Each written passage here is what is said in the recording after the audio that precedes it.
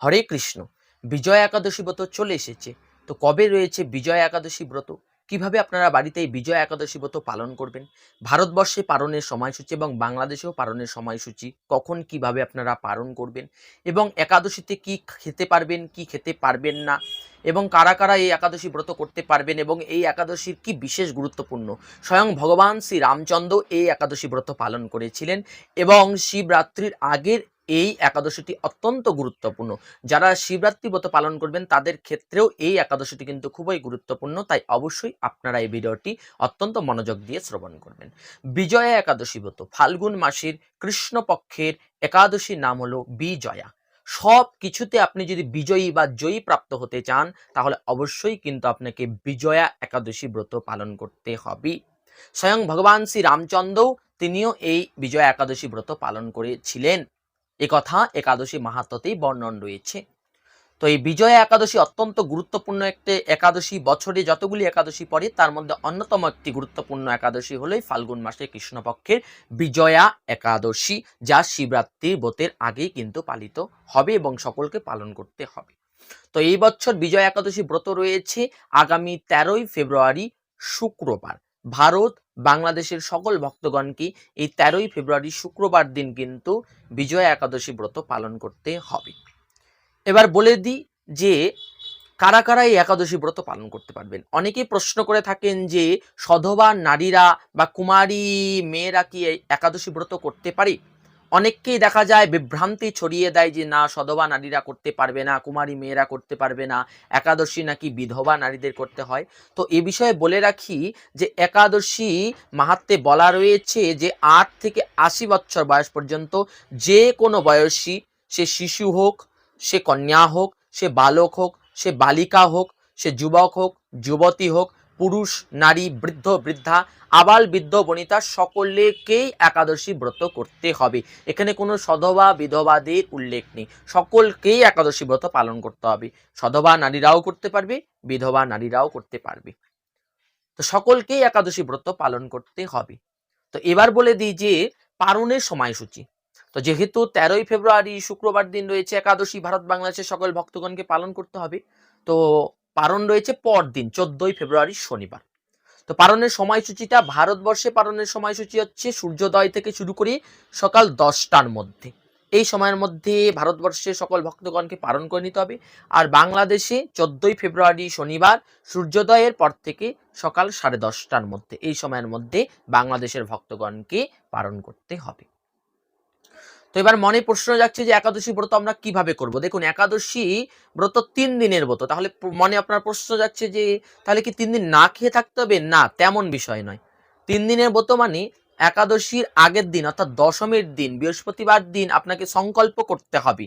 সংকল্প করতে হবে জল, তুলসী এবং পুষ্প নিয়ে ভগবান শ্রীকৃষ্ণের সামনে বসে, হে প্রভু, আমি আগামীকাল রয়েছে বিজয়া একাদশী, তো তোমার সেই ব্রত রাখতে চলেছি, তুমি কৃপা করবে যেন ব্রতটা আমি সম্পূর্ণ করতে পারি।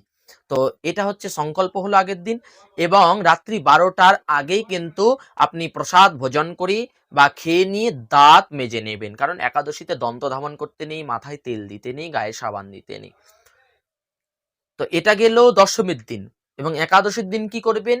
একাদশী দিন ব্রহ্ম মুহূর্তে উঠে, খুব প্রভাতে উঠে স্নান করে নেবেন, করে নিয়ে তিলক ধারণ করে নিয়ে আপনারা ভগবানের অর্চন পূজন করবেন। ভগবান শ্রী বিষ্ণুর, শ্রীকৃষ্ণের এবং নিতাই গৌড়ের, রাধা গোবিন্দের আপনারা পূজা অর্চনা করবেন। ভগবানকে পুষ্পমালা পরিয়ে দেবেন, ভগবানকে আপনারা ফুল তুলসী চন্দন দেবেন, ভগবানের আরতি করবেন, ভগবানকে ভোগ নিবেদন করবেন। এবং একাদশীতে বলে রাখি যে কার্যগুলি করতে হবে। একাদশীতে কোন কার্যগুলি করণীয় এবং কোন কার্যগুলি নিষেধ। তো প্রথমে নিষেধটা বলে দিই। অনেককে দেখা যায় একাদশী ব্রত করে কিন্তু যেগুলি নিষেধ সেই কাজগুলি তারা করে, তার ফলে কিন্তু একাদশী ব্রতটা হয় না। একাদশী ব্রত করলে নিষ্ঠার সহিত করতে হবে।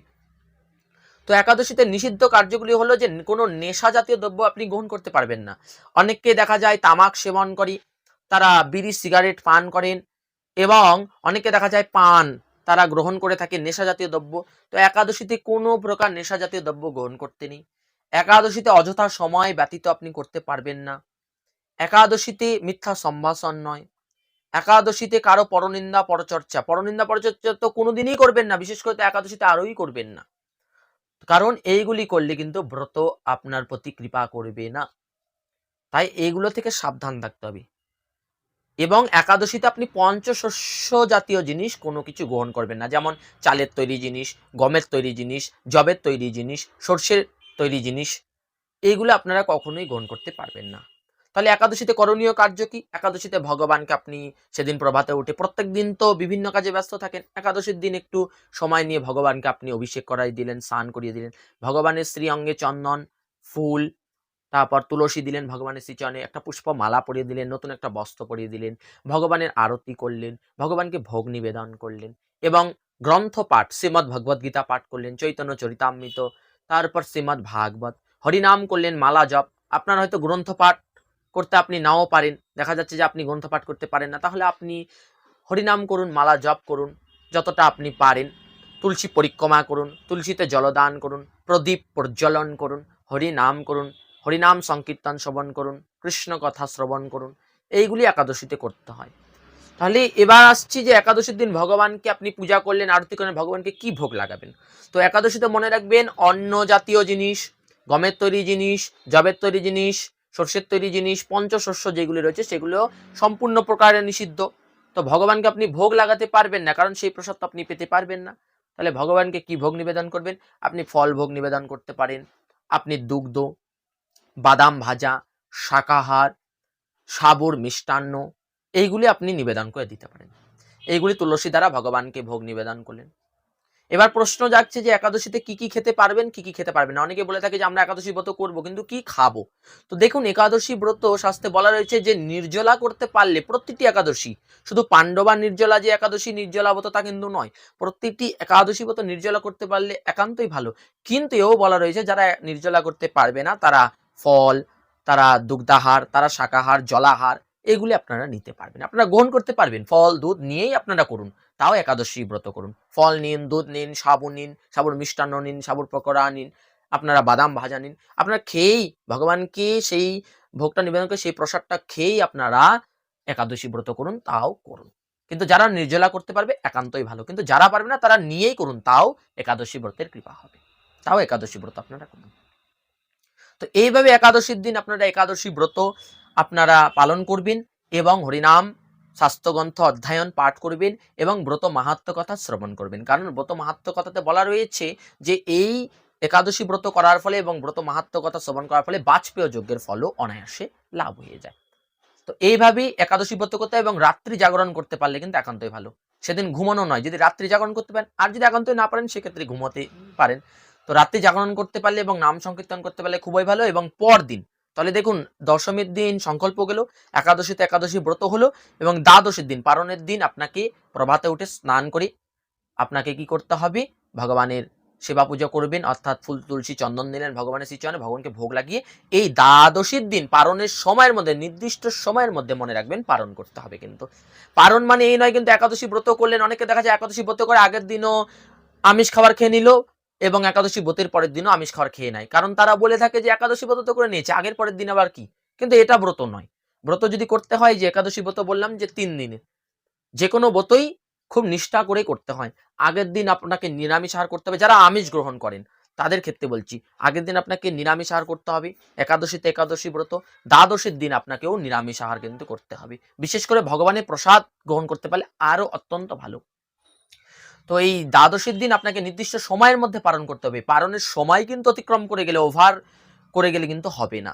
তো ভারতবর্ষে তো 10টার পর্যন্ত সময় রয়েছে, 10টার মধ্যে আপনাকে পালন করতে হবে, আর বাংলাদেশে 10:30টার মধ্যে। এবার অনেকের মনে প্রশ্ন আসলো যে আমি তো অফিস আদালতে যাই, আমার ছেলেটা স্কুলে যাবে, তো সে তো একাদশী ব্রত করেছে, আমাকেও অনেক কাজে যেতে হবে, কর্মরত অনেকে থাকেন, সেক্ষেত্রে আপনারা পুরীধামের মহাপ্রসাদ হয়েছে সেটা নিয়েও আপনারা পালন করতে পারবেন সময় সাপেক্ষ অনুযায়ী। তো ওই দ্বাদশীতে সময়ের মধ্যে আপনারা ভগবানকে ভোগ নিবেদন করে সেই প্রসাদটা নিয়ে, তুলসী দ্বারা সেই প্রসাদটা নিয়ে আপনারা একাদশী পারণ মন্ত্র বলে পালন করবেন। তো একাদশী পারণ মন্ত্রটা কি প্রত্যেক ভিডিওতেই বলে থাকি, এই ভিডিওটিতেও বলে দিচ্ছি। ওম অজ্ঞান তিমিনান্দস্য ব্রতনানেন কেশব প্রসিদ সম্মুখনাথ জ্ঞান দৃষ্টি প্রদয় ভব।